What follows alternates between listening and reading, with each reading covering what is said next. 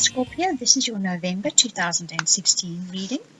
It incorporates both your general as well as your love forecast. Before I start, quite a few of you ask what music is in the video and which card decks I use. Please have a look at the end of the video. You'll see all the card decks are laid out. You can see exactly which they are. And they're in the order that I've done the reading in.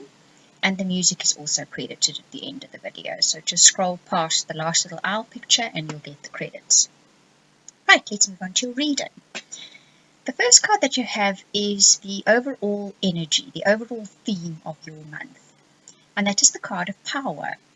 Now this card says you have the power. You need to believe you have it because you genuinely do have it. And you need to develop it from the inside. In other words, instead of looking for power out there, it is within you to do and get what you want. There's a fine balance there in understanding that power cannot be found externally. We're talking about personal power here. We're not talking about the kind of power you wield over other people.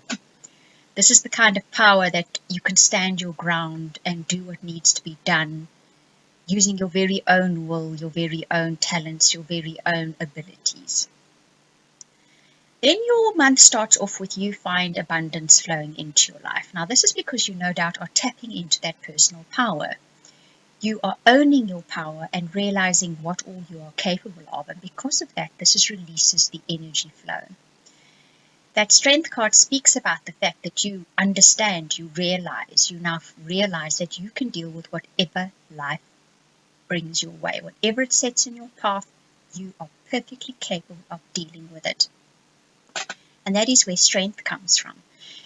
And once you have mastered that strength, which you are going to find you can do in November, that abundance flows in.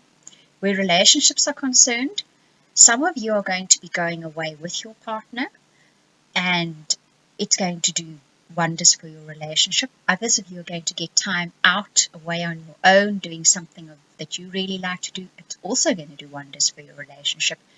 And then again, there's some of you that are going to take time out, go away, that haven't got a partner, and you're actually going to meet somebody while you are away. It's this being away energy that then gets you meeting somebody new or revitalizing a relationship or bringing a new relationship into your life. You then move on to whip your life back into shape. After this bit of a break, you now set your goals, your aims, and you know what you've got to do, and you get stuck and you get doing it. And that next card says you don't do this from an emotional base. You do this from a logical base. You think things through carefully. You even speak to people about it. So this is a mind decision, and your mind takes over and it does what needs to be done in a logical, ordered fashion. Now, because you are aiming for your goals, doing what you need to do, and doing what needs to be done in this logical manner, structured manner, you then find your emotional life takes on a whole new meaning. That card of new love speaks about you then find, if you're in a partnership, that you feel that love for your partner again. You just feel the love revitalized because, no doubt, another section of your life is now ordered, going according to plan. You've structured, you're going there. You see your goals, you're aiming for them.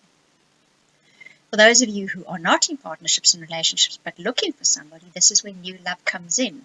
Always when you shift one energy of your life, shift the energy in one section of your life, you'll see it spills into the entire rest of your life. So there's someone new coming in and they stir your romantic feelings. Then this is full-blown love after that. So for those of you that were looking for someone new, this is the real thing, right? And those of you in partnerships and relationships, you find that deep love that you had for that person again. You even find that playful attitude, that attitude you used to have in the beginning of a relationship with a person. You play again, you joke around with them, it becomes enjoyable. And yes, these are soulmates that we are dealing with here. Those of you that are in partnerships and relationships, this is your soulmate, and those of you looking for somebody are going to now meet that person that fits the bill of a soulmate. So this is a deep relationship, committed relationship. This is a relationship that has a long story that probably spans over more than one lifetime. Then you come to terms with the fact that in the past there has been dishonesty. I don't think one-sided. I think perhaps there's a bit of dishonesty on your part, there's a bit of dishonesty with your partner, but you're now accepting the fact that that has happened. But you have learned your lesson here. You can now see more clearly, see with more clarity that being open and transparent when you need to be will suit your ends and be far better for you and your partnerships, be they business, be they romantic, be they friendships in the future. And you start opening up a bit more, you get to know your partner better. You discover things about them that you may not even have known, even though you've been together for a long time, simply because you possibly held parts of yourself back. This could be for those of you that also getting into a new relationship, you've always held part of yourself back. And that element of not disclosing information can sometimes be a form of dishonesty. But now you get to know each other better than you ever have before. And this could be a really, really pleasant surprise for you. You try new experiences, you try new things, you broaden your horizons. So this is another new burst of energy coming into your life. And all of this together starts healing old wounds, whatever those wounds may be. You may not even consciously know what those wounds are, but it starts healing them. And in so doing, you are able to express your love again. Now, this is not just about romantic relationships. This is about with your family, your friends, even your co-workers, when you can express your love. In other words, when you can open your heart again and make those gestures of love to people, even if it's just taking a cup of coffee to somebody, you just find everything changes in your life. And for those of you that have met somebody new, you finally feel safe enough within yourself. This has nothing to do with the other person to be able to make those romantic gestures. Now, your guidance cards, the first one comes up, says love cures people, both those who give it and those who receive it. This is the universe saying to you, when you do that, when you love openly, when you are prepared to love openly, it heals you and it heals the other person. But just as importantly, it heals you. The next card says, speak your passion aloud and defend those whom you love in word and deed. This card is all about that. If you love somebody, be it a family member, be it a friend, be it a romantic partner, be prepared to be there for them. Have their back. Even when you perhaps feel they have done something which you think wasn't right or whatever, but someone else takes them on, be prepared to stand up for them. And be prepared to verbalize that, not just think it, verbalize it. This is a very important aspect in partnerships and relationships. To get into it now, it would need its own video, but you can look into that it is important.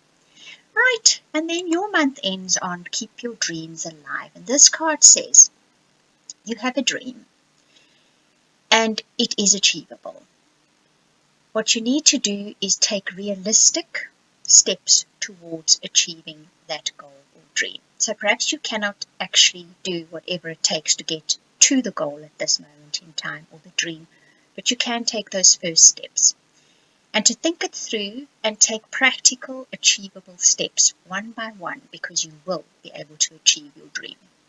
Right, Scorpio, that's a nice reading for November. If you would like your own personal reading, so we can see how this specifically relates to you, because it's going to work out differently in different areas for specific Scorpios, you can contact me at theoracletimes@gmail.com, or you can book a reading via the website. Both URLs are on the owl picture now, or the link, or not the links, but the web addresses are showing in the owl picture. Alternatively, if you've got your own tarot deck, you can select 3 or 5 cards. Have a look at the beginning of the video. I explain there what to do, and for a very small fee, I'll read them for you. It's good fun. I'm doing a lot of those, and really, it's good fun. Right, and I do hope you enjoyed this video. Thank you for watching. Peace.